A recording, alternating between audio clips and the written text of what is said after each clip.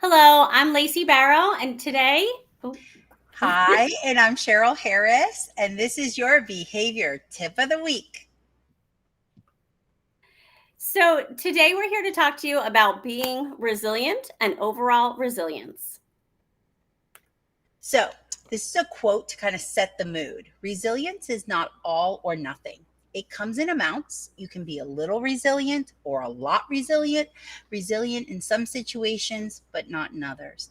And no matter how resilient you are today, you can become more resilient tomorrow.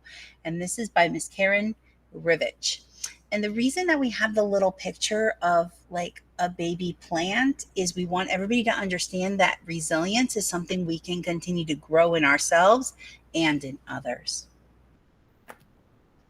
So here we have a modern definition of resilience: advancing despite adversity. A way to make sure you keep advancing despite adversity is to be clear on your goals, short and long term.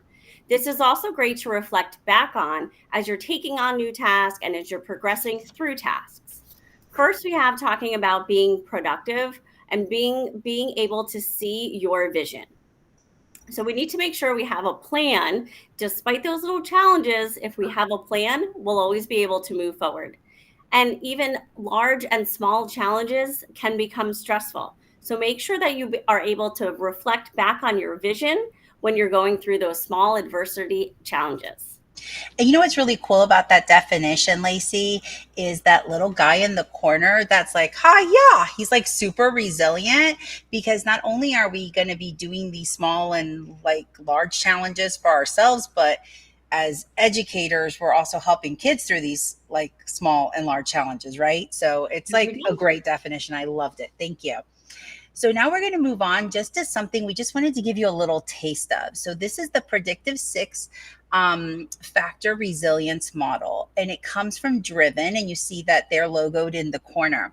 And what's really cool, this is a holistic way of looking at resilience, but it's also a peer reviewed model, which includes mental and physical factors. So, just a little taste when you think about resilience, it includes your vision, it includes your composure, reasoning, health, tenacity, and collaboration. And what I like about just having this picture, even if we don't go any deeper, we can start with one factor and maybe pick one thing within that color. So if it was me right now, I think I would pick composure and I would start with stress management, right? Especially this time of the year, that would be something that I would want to work on. If I picked another one, maybe health, I might want to focus on my sleep quality. There's days I sleep super well, Lacey, and there's days that I'm not sleeping so Not so well, much. right? So it'd be kind of cool to even without knowing all of it or all the research behind it, just to kind of pick something that you might want to work on and kind of continue to grow in that one area. So speaking of just picking one, Oh, tell me.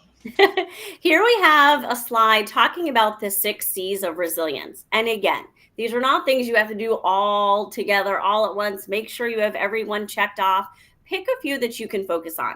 Speaking of, let's talk about connection. Connections are so important. Find your tribe at your school. Make sure you go to the lunchroom, go to your PLCs, make time for your check in with your support staff, and collaborate and planning.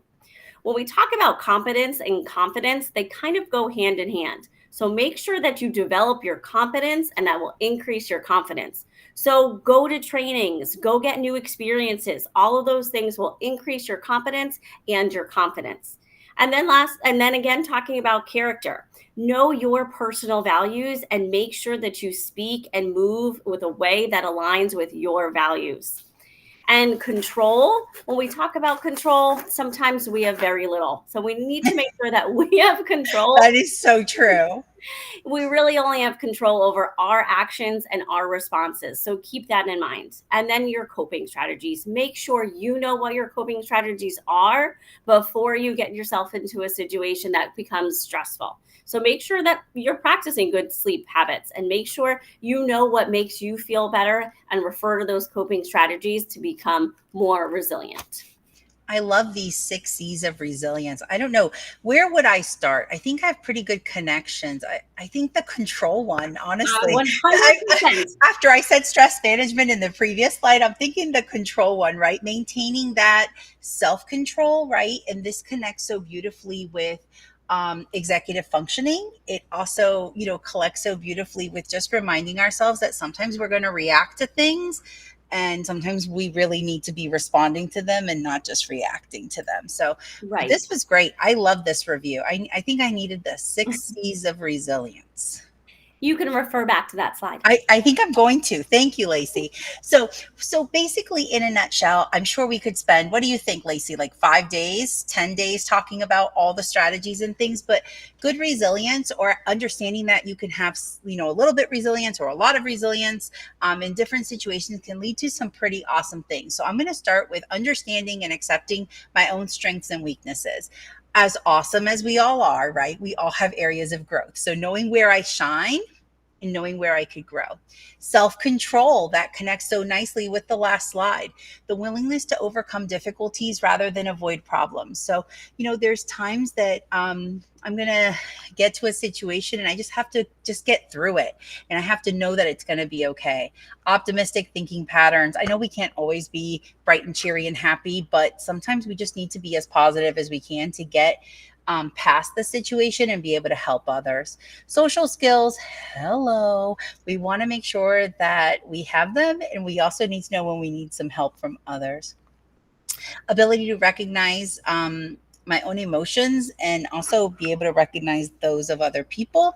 Problem solving, there's that connection again with those executive functioning skills. So as we're working through being more resilient ourselves and teaching others and helping others be resilient, we're also increasing those executive functioning skills. Goal setting, which we talked a lot about in the first few slides.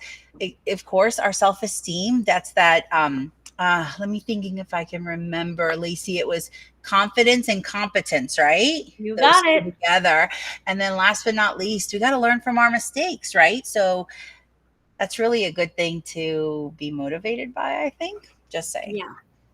Yeah, one of the things that, we always talk about in our team meetings is not admiring problems.